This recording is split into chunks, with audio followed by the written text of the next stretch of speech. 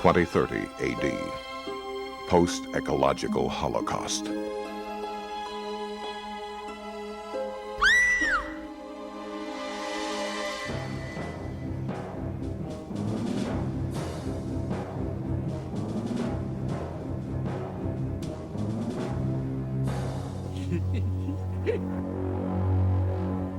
Director Charles Band creates a unique science fiction world with Crash and Burn, the newest release from Full Moon Entertainment. It's a future where nuclear bombs have not exploded, people on Earth have not been annihilated by some alien force. What has happened simply is there has been an economic collapse, and large corporations, several large corporations, have wound up really buying out government debt and really effectively controlling the world, coupled with our messing up the ozone layer and the climate being at certain times of the day and on certain days of the month really unlivable. It's a future that could actually happen if we're all not careful. Now you really ought to go inside. Why? The ultraviolet. It's burning you up. Why?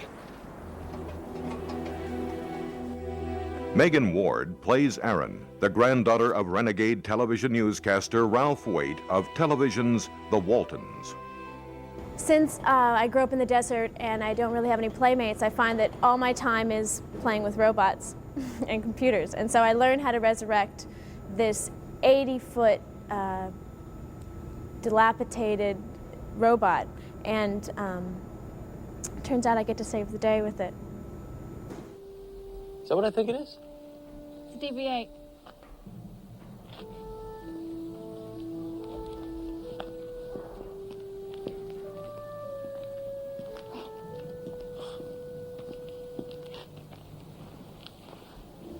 Ah, back when they really made them big. And I've only seen these in pictures before.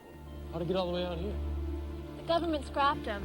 So they built them for the Mexican uranium mines, but when the mines went dry, they just dumped them. There's probably more out here somewhere. Really? Boy, must have really been a sight to see this old guy in action. The first time we reveal the robot, Megan and I are walking up to it and taking a look at it. And it's very difficult because we're using miniatures, and to walk up to nothing but a rock pile and to have to really use your imagination. Actually, it turns out to be my ally. Most of the robots are my enemies in this one, but this guy is my friend. Imprisoned by the thermal storm raging outside, the reluctant guests prepare to bed down for what will be a long night. I was just checking this.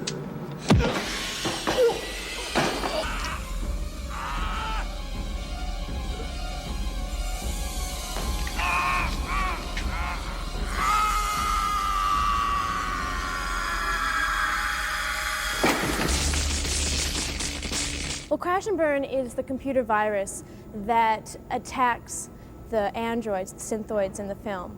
And that's why they go after and kill my grandfather and proceed to kill everyone else. You see, there's a teeny tiny little chip in my big gargantuan brain. The company calls it the Jiminy Factor because it's like a conscience. It's kind of cute, huh?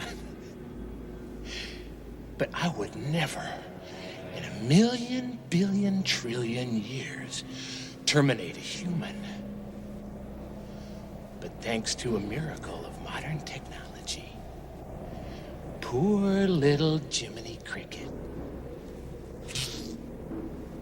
has crashed and burned.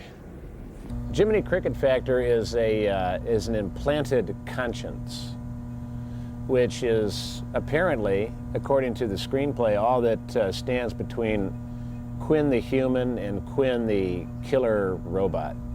It's funny that a conscience can be reduced to a microchip, but nonetheless, that's what's happened in 2030.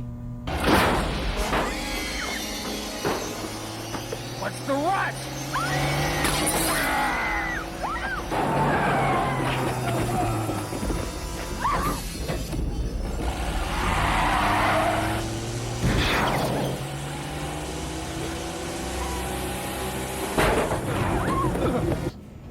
My cheek was stabbed and ripped by the ingenue here. My head was squibbed, my head exploded with a shotgun blast from PG back there. It's a tough life being a synthoid. But it is the DV-8 robot who is without a doubt Crash and Burn's biggest star and truest hero. Action! Special effects wizard Dave Allen has fabricated the DV-8 out of polystyrene plastic and resin. It is 4.5 feet tall and weighs 40 pounds. 6 puppeteers are required to animate the DV-8. 1 for the legs, 1 for each arm, 1 for the hand controls, 1 for the eye lights, and 1 to counterbalance and control the head rod. The robot puppetry is shot in front of a blue screen, a necessity for certain optical effects. In this particular case, the robot is not featured throughout the film. We're aware of the robot's presence.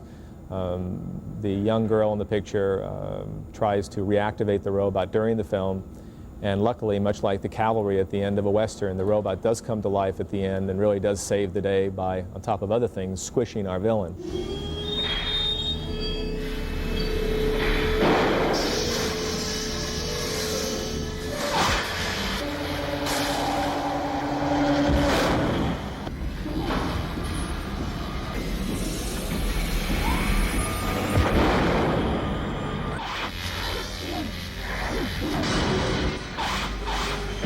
Metal and muscle, man and machine, Crash and Burn.